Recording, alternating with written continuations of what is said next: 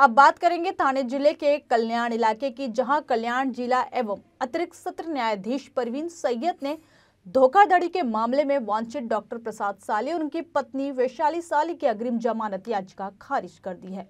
बता दें कि डॉक्टर प्रसाद साली और उनकी पत्नी वैशाली पर 70 लाख रुपए धोखाधड़ी किए जाने का आरोप है। इस मामले के जांच अधिकारी सहायक पुलिस निरीक्षक विजय गायकवाड़ ने बताया कि दोनों आरोपियों के खिलाफ 13 सितंबर को प्रज्ञा सौरभ कामले और डॉक्टर राहुल दुबे ने कल्याण के खड़कपाड़ा पुलिस स्टेशन में धोखाधड़ी का मामला दर्ज कराया, जिसमें जांच के दौरान गणेश पाटिल और धनश्री गोडांबे नामक 2 अन्य लोगों के साथ भी धोखाधड़ी किए जाने की बात सामने आई। जांच अधिकारी विजय गायकवाड़ ने न्यायालय के समक्ष अग्रिम जमानत याचिका का विरोध करते हुए कई मुद्दों पर जांच की बात कही।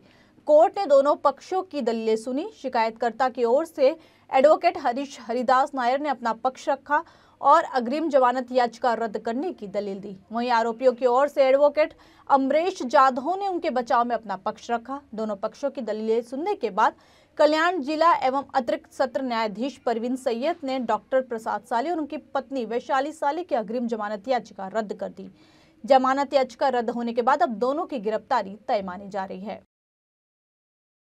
खडकपाडा पोलीस स्टेशन येथे दाखल असलेला एफआयआर क्रमांक 703/2025 आरोपी डॉक्टर प्रसाद यादवराव साळी व त्यांची पत्नी सौ वैशाली प्रसाद साळी यांनी कल्याण पश्चिम येथे एका कथित हॉस्पिटलमध्ये मेडिकल चालू करून देतो आणि मेडिकलच्या नावाने आणि हॉस्पिटलमध्ये इन्व्हेस्टमेंट व इतर गोष्टींच्या नावाने सदर गुन्ह्यातील तक्रारदार फिर्यादी व इतर साक्षीदार यांच्याकडून 70 लाख आणि त्यापेक्षाही अनेक लोकांकडून वेगवेगळ्या पद्धतीने लाखो रुपयांची फसवणूक केल्याप्रकरणी त्यांच्या विरुद्ध खडकपाडा पोलीस स्टेशनला गुन्हा दाखल होता।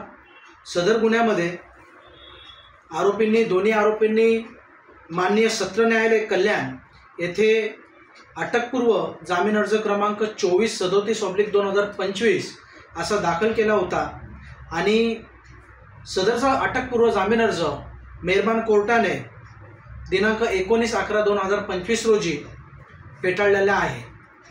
सदर जामीन अर्ज फेटाळताना मेहरबान कोर्टाने असे निरीक्षण नोंदवले की सदर आरोपींनी लाखो रुपयांची फसवणूक करून लोकांची दिशाभूल केलेली आणि त्यांच्या पैशांचा अपहार केलेला आहे।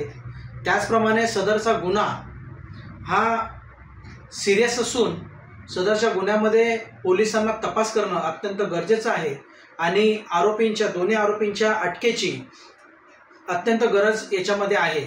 या कारणास्तव आणि इतर काही गोष्टींमुळे मेहरबान सत्र न्यायालयाने सदरचा आरोपींचा जामीन अर्ज फेटाळलेला आहे आणि आता दोन्ही आरोपींवरती अटकेची टांगती तलवार आहे।